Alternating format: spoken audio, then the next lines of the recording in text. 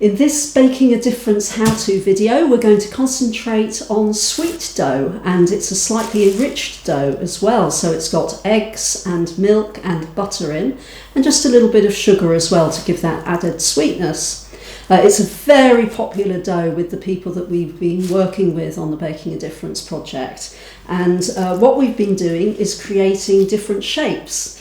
So you can approach this in different ways. You can either create some shapes for people, for groups to finish off with lovely sprinkles and snipping the dough and doing all those kinds of exciting things. Or you can also get encourage people to create their own shapes.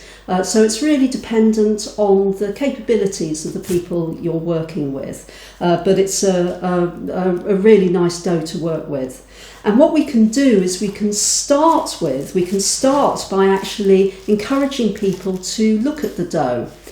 We can lift up the see-through bowl that we've got the dough in, and we can see how well developed it is, and passing it around a group, passing it amongst people, and encouraging them to see the bubbles and the holes made by the carbon dioxide that the yeast has created. We can also, and I can see it, you might not be able to see it on camera, but I can see the condensation that the yeast has created with the carbon dioxide. And you can explain to people again how when they breathe on a window, they create that mistiness, that wetness, and it's the same thing that's happening with their yeast and the carbon dioxide. So there are two things that they've done there, and then when you take the plastic off the bowl, they can actually feel and see the wetness. And again, it's an opportunity to pass it around the group and for people to feel the wetness of the carbon dioxide and the moisture that's created. So we'll put that just out of the way. Now we can see at the top of the dough the bubbles that the process has created, the bubbles of carbon dioxide captured in the dough. And that again is lovely, and you can pass it around the group and get people to sniff the dough and really appreciate the lovely sweet buttery smell and a little bit of yeastiness as well from the dough that we've got here. So what we're going to do next is we're going to actually ease the dough out of the bowl. Obviously, if you're doing this and you're going to pre-shape some shapes before the session starts, then you wouldn't have gone through all those activities with people. But certainly those are opportunities and things that perhaps you can do to exploit what you've got in front of you and to use that with the people that you're working with. So the next thing to do, again, if we're working with the group and they're going to take part in this part of the process, we can get somebody to lift the bowl. So that's again quite a very clear activity for them and muscle use, and get them to turn the bowl over. And they can slam it down. People love doing this, and they love it when you ask them, and this one's very quick, to tap on the bowl. Yeah, and help it to fall onto the counter.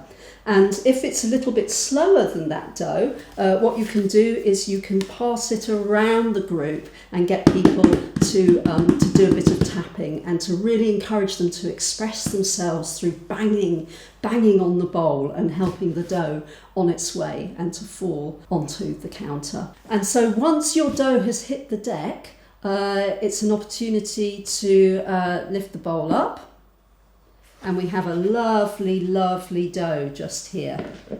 And again, you can see the network of the carbon dioxide and the network of the dough that's been created in the process of the bread.